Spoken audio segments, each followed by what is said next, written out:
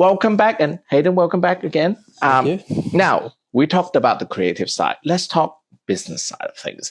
Do you know, are there any things that from the industry that help creatives like yourself to like getting paid accordingly or getting training to run what you do as a business? Yes. Oh, okay. The Music Union of Australia, Musicians Australia. It's great to join that if you are a musician. It costs. What does it cost? Roughly $4 something a week. But Nice. Yeah, it's worth it. Half a coffee. Yeah, it covers public liability insurance. Oh. They also advocate that musicians get paid a minimum of $250 per call, which is great.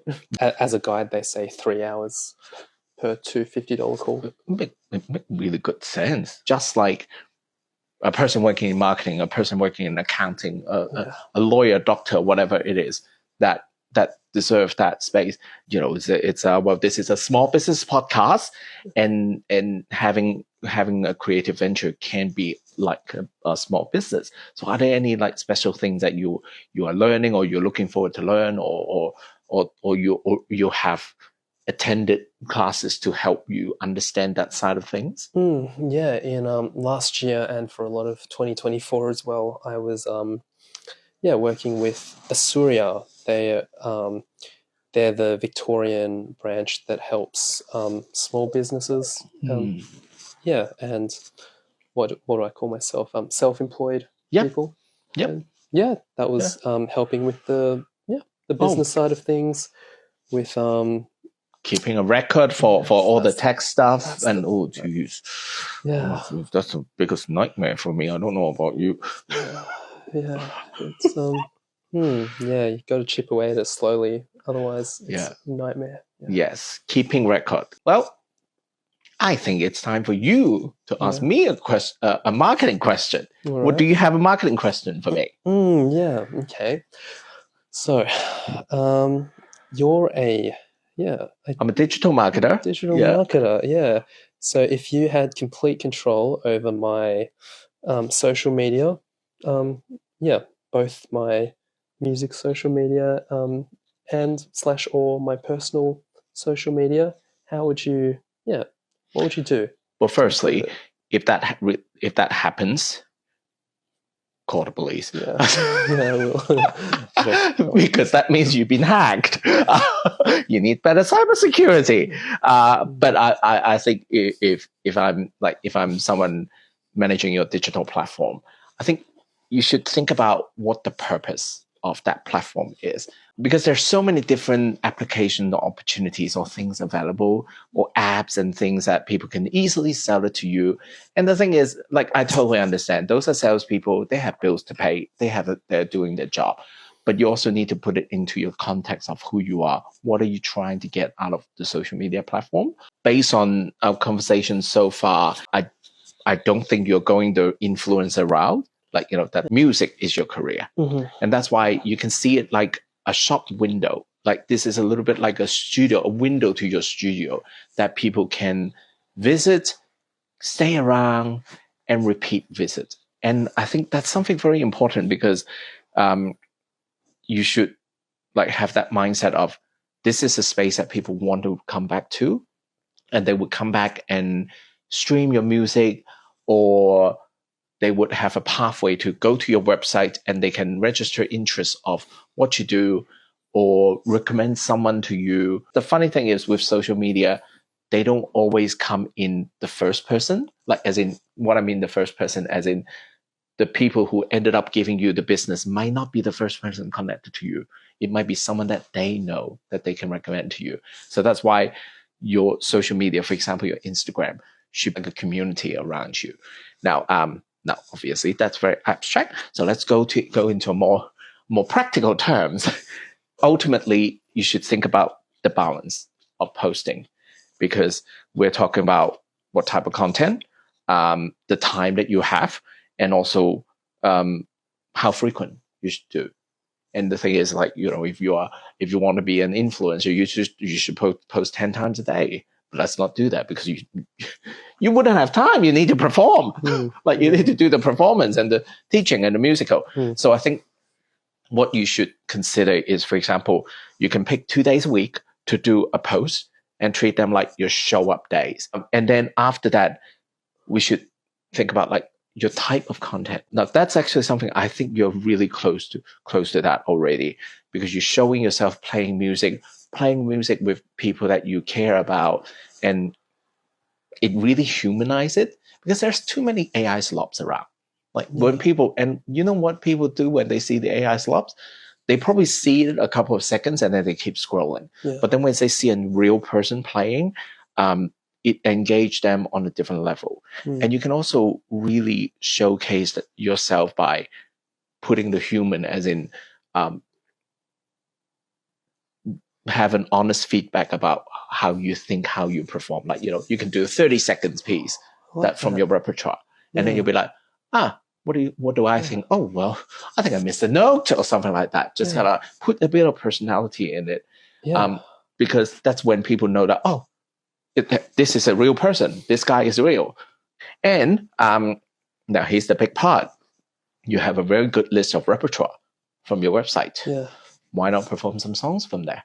And then like give it a 30 seconds. And then once you do that, the link from that Instagram post, you can link it onto the website. You should do that. And that's search engine optimization. When pages and sites are linked to each other, it actually scores higher from a search engine point of view. So you should, when you do a song from your repertoire, you can actually just put that link in there. So you copy the Instagram link and put it on the website? Is that what you're saying? Yes, and linked it to the song, because you have the list of song titles on your website, that on your repertoire. And the thing is, for people who don't really know what song it was, then, for people who know or not knowing the song it was, at least you have something that they can click on. They were like, oh, that's that song. I heard of it before. Oh, this guy done a pretty good job doing that. That's something that you should do. And the other thing is, that's you're creating a two-way street. For people who visit your Instagram will go to your website, because ultimately you have a contact form. We want people to see that. That's another thing. Or people finding that list of songs that you have, it's much better than putting a face to that list. The face of you performing that song. I never thought of doing that. So on the list. My list of like, well, you have a big list. Through that list, you can actually start organizing what those 2 days you are doing. I like that a lot. I like that a lot. Thank you.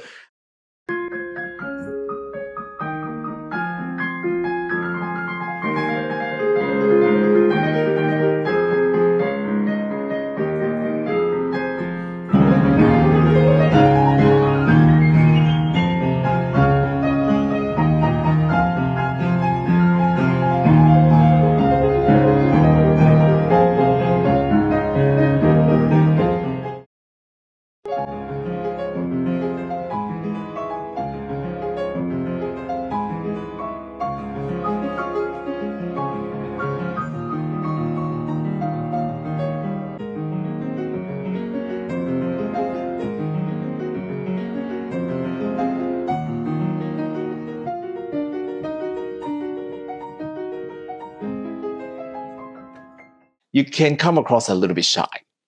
But don't be.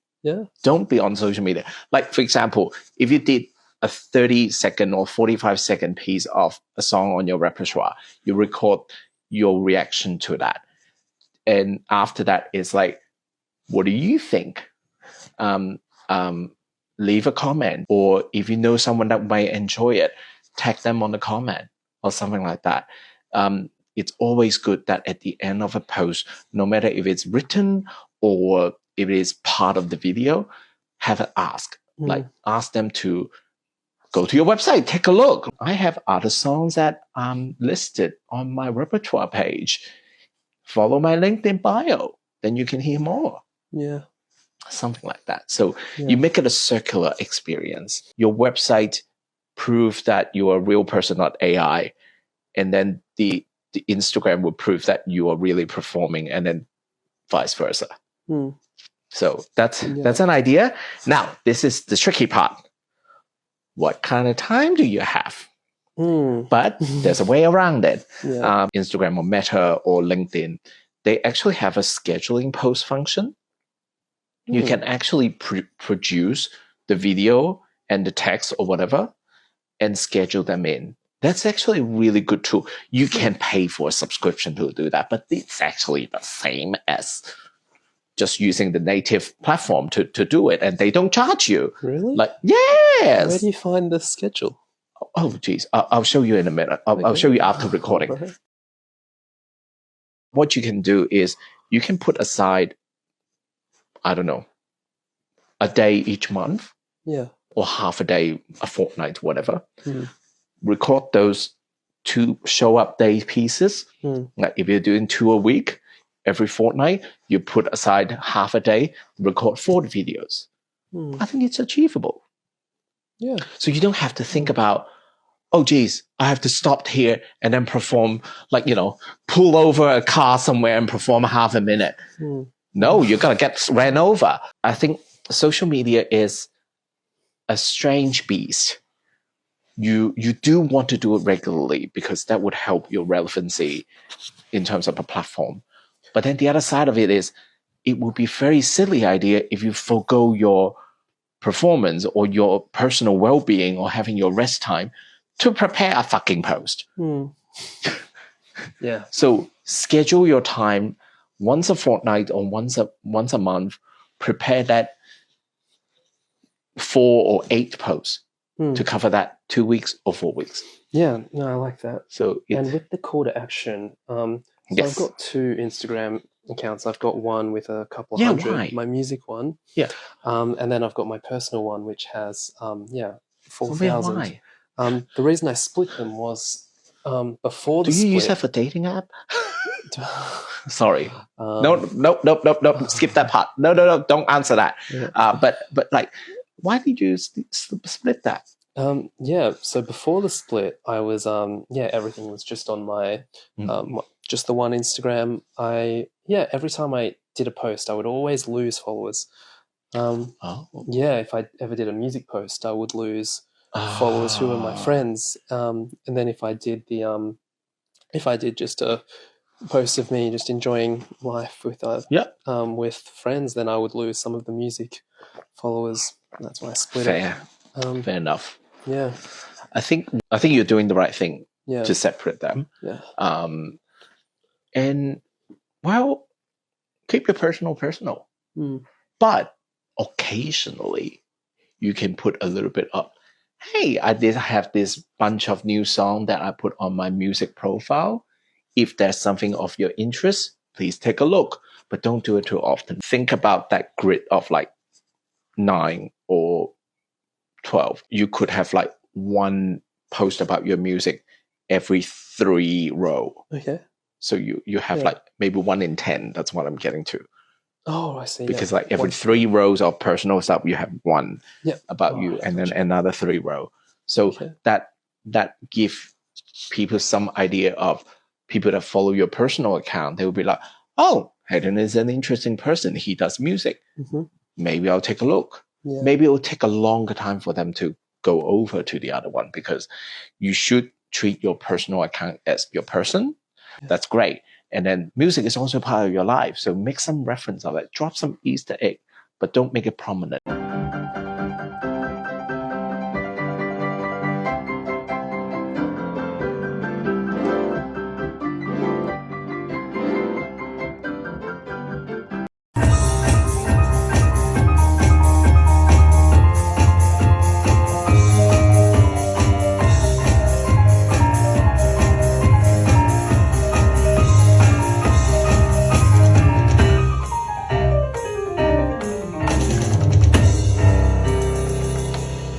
Meanwhile, for the business one, for the Hayden Dunn music one, focus on the music. Focus on the music. Don't overdo your personal account, but in your LinkedIn bio, they will be like, oh, this is some behind the scene me. You can just call that. So many layers. I know. And it's that's the geeky part of me that I really enjoy. Right. For some reason, I was under the impression that you had to like whatever your niche was, you should only follow other accounts in that niche for you to get do something with the algorithm. But, yeah. Well, I like your approach. Thank you. Well, because what happened is even though you have boundaries between your like Hayden and the musician, but they are the same person. So they are crossover potentials. And the good news is if you have these friends that follow you, so the friends and fans are in the same space. Yeah. And the algorithm would recognize that, and they would find the lookalike. They call it lookalike audience. They will find the lookalike audience that's how it shows up as recommended posts for people. Yeah. I mean, I'm sure that you've seen the recommended posts. It's like, how did they guess that? Yeah. Yeah. Well, I can't show people my recommended post. I like that. And yeah. Do you find that